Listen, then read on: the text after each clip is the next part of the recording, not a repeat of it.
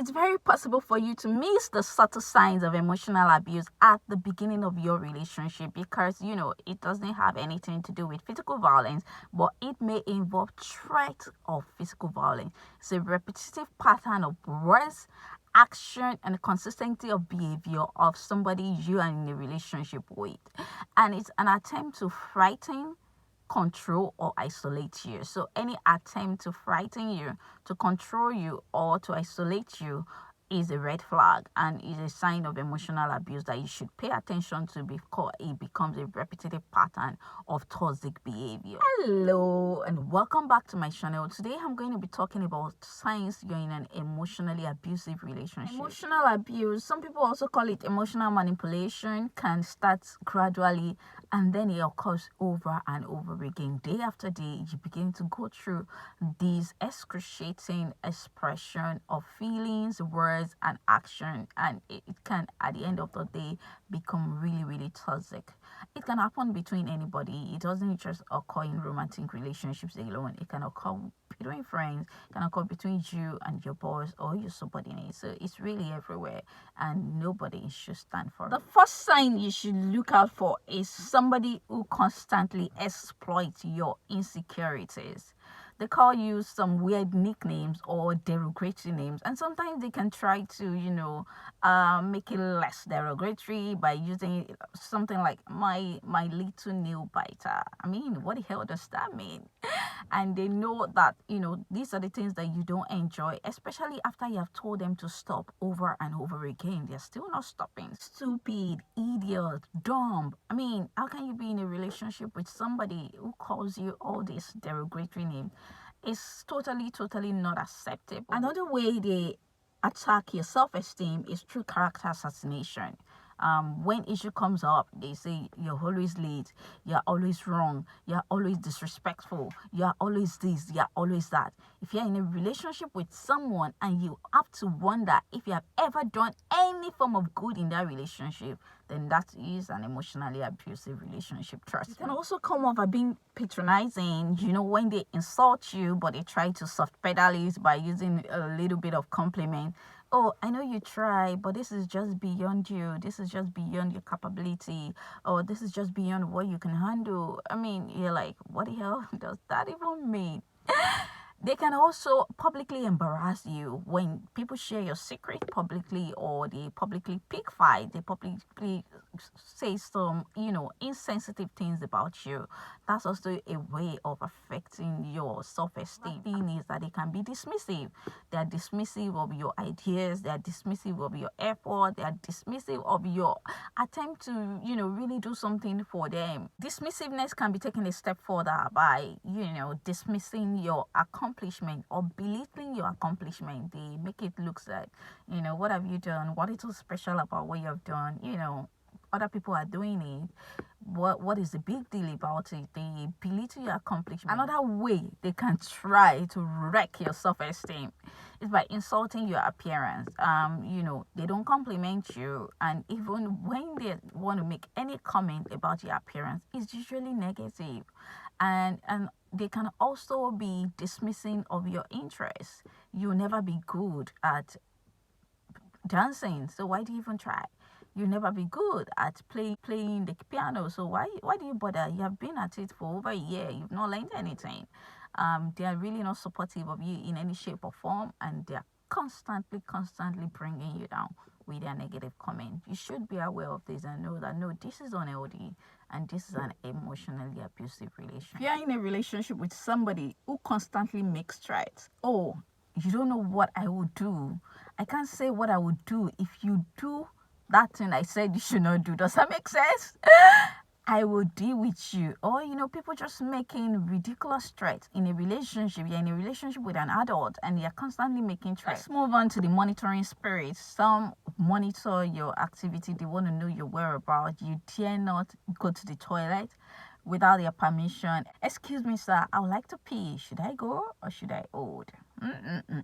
No. Or those who are monitoring you digitally, they want to know your password to everything, and they just want to know everything. Should you share your password, your PIN, or whatever with your spouse? Absolutely.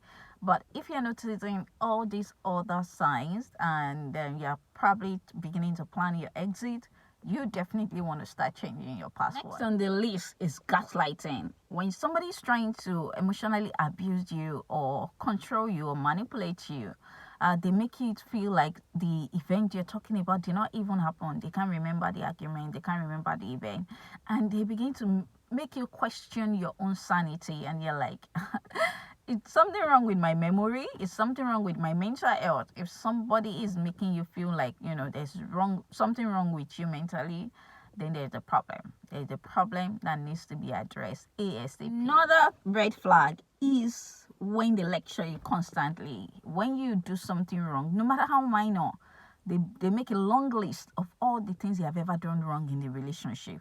They give you or if it is by messaging, they send you an epistle of all the bad things you have ever done in that relationship. Like they have been cataloging all their events in the relationship, and then they keep repeating it over and over again. Even when you feel that you have settled an issue or you have settled a disagreement, all of a sudden something comes up again, and you're hearing things that you have settled since 19 Boboro, and you're like, what the hell is going on here? Next on the list is giving direct orders, or making sure that their decision is final all the time. You literally don't have a say in the relationship, or they even take it a step further by trying to control all your finances. They want to be in charge of everything. Then there's an issue, a big red flag. If you're not yet married to this person, you definitely want to run away. Don't even bother. Another sign of emotional abuse is stonewalling or the silent treatment. When there's a disagreement or there's a conflict, they shut down at every attempt to get to the bottom of the issue or to resolve the conflict. That is a big red flag.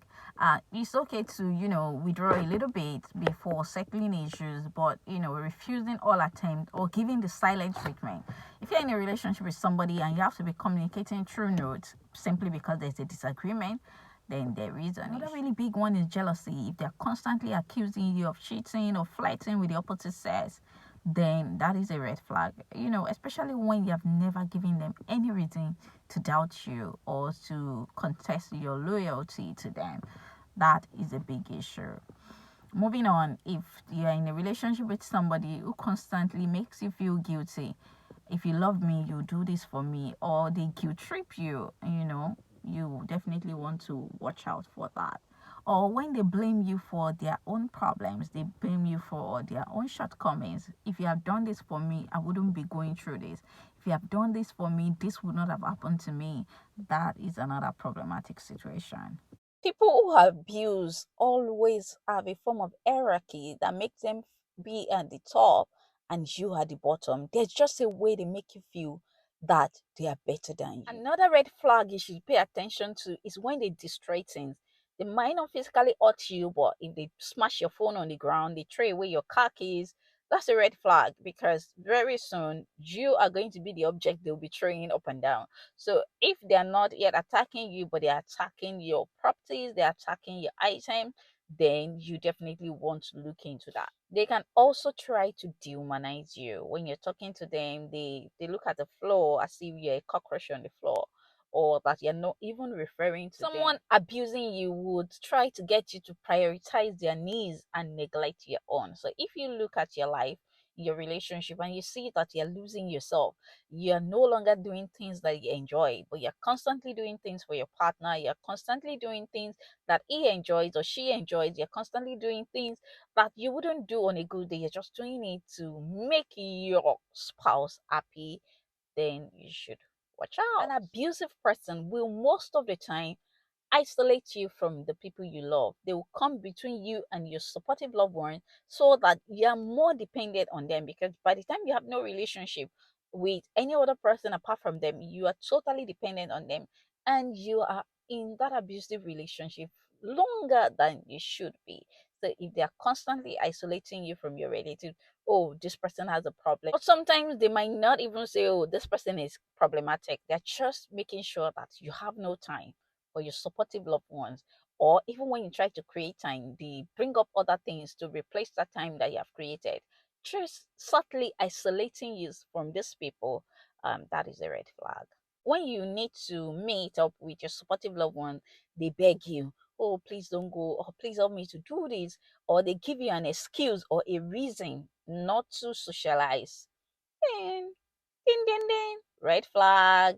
Another way they can try to isolate you is by keeping you from going for family functions, or they start giving negative comments about your family members, or they start coming to you that, oh, this person doesn't care about you, this person is jealous of you, or this person is a village person, or this person is this person is that, oh, I dreamt about this person, I dreamt that this person was trying to harm you, or there was a vision about this person. If it's just a consistent pattern of issues with your family members, that is just an attempt to isolate you, and you need to be sensitive to that. Another thing they might do is to withhold support. They withhold support when you need it, just because you have done something they're not happy with, or you decide to not follow their advice, or you decide to do what you want to do, and because of that they withhold support regarding that particular issue.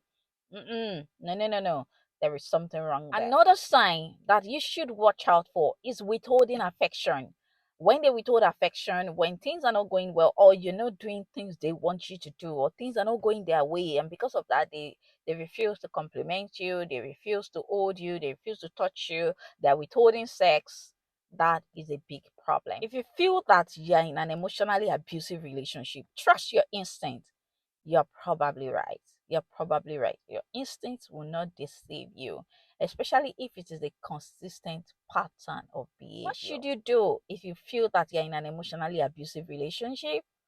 That is the next video that will be dropping. Be sure to hit the subscribe button and the notification bell so you do not miss out on that one when it drops. But trust your instinct.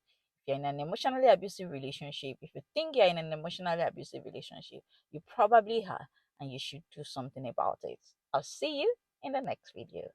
Bye for now.